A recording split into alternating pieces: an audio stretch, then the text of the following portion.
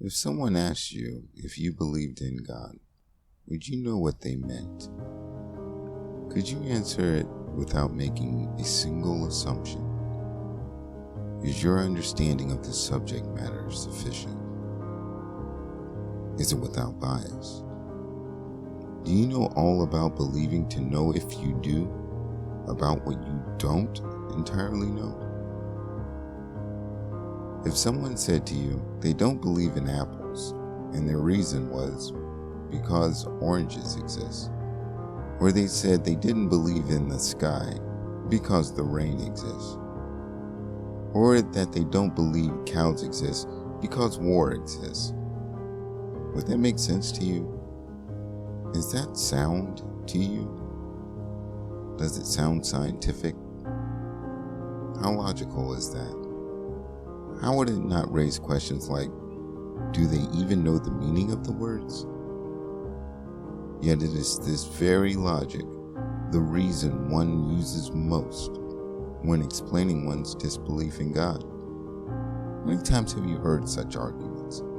Is it not strange such poor logic is often directed at both spirituality and God, even though it is void of observation of cause and effect, as well as using false metrics?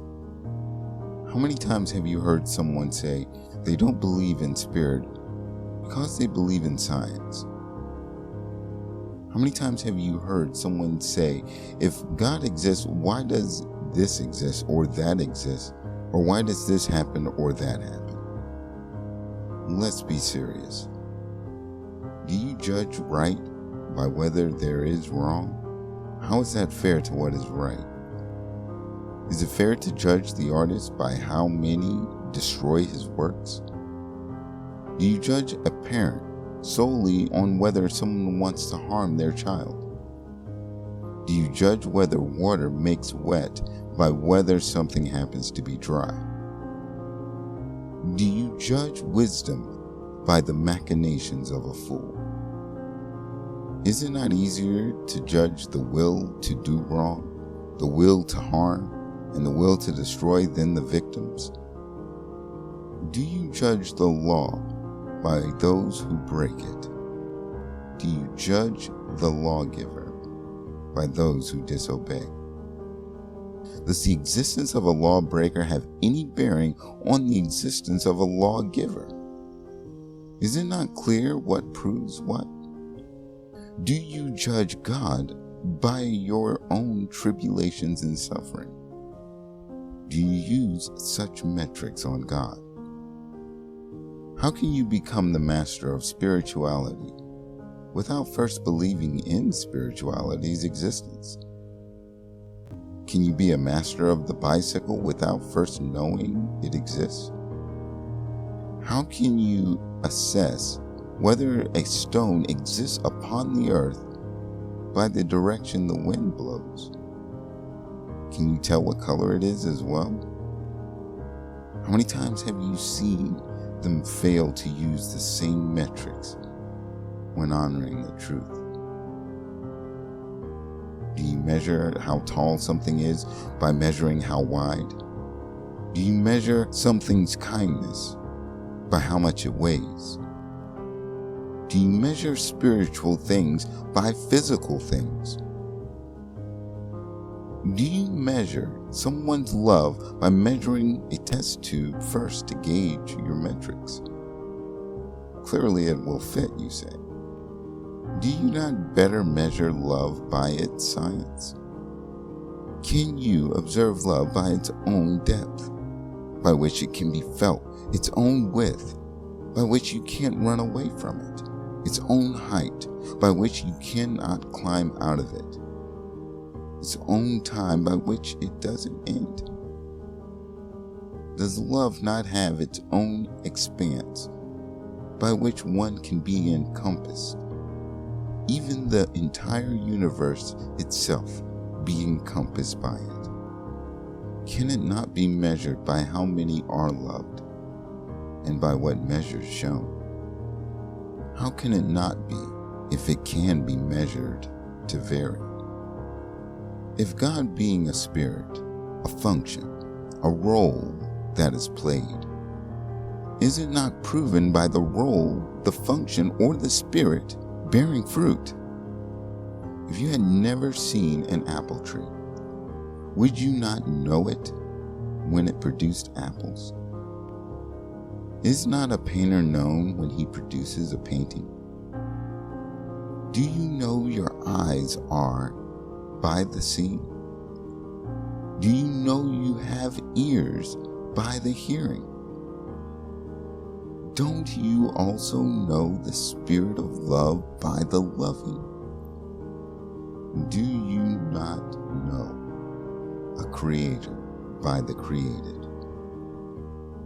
When the first commandment is, I am the law thy God, you shall have no other gods before me. Do you not know a lawgiver by how much is governed by law?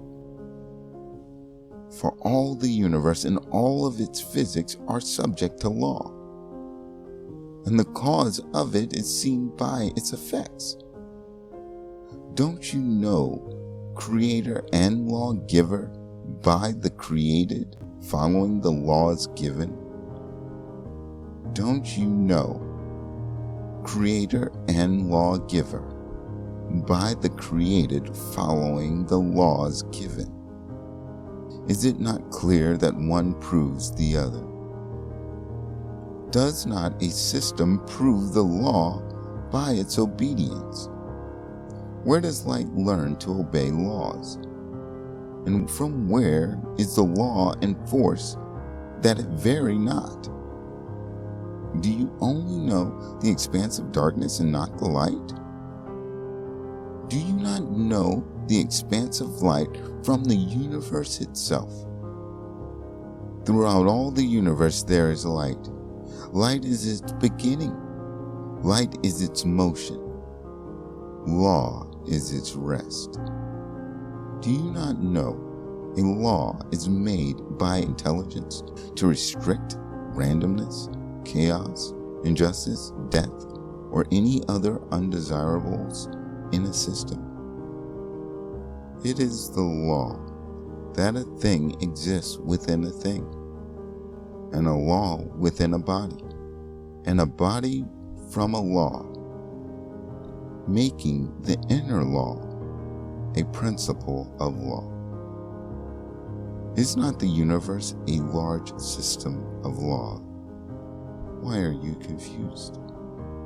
Shall you blind yourself to false metrics? Don't you know your Maker by being in the form you are? Do you not measure a craftsman by his effects and according to the metrics of work? Do you not glimpse the painter's mind by the results of the painting? For by your own body you can know your own creator. This is so that none may have an excuse. Do you now understand the question?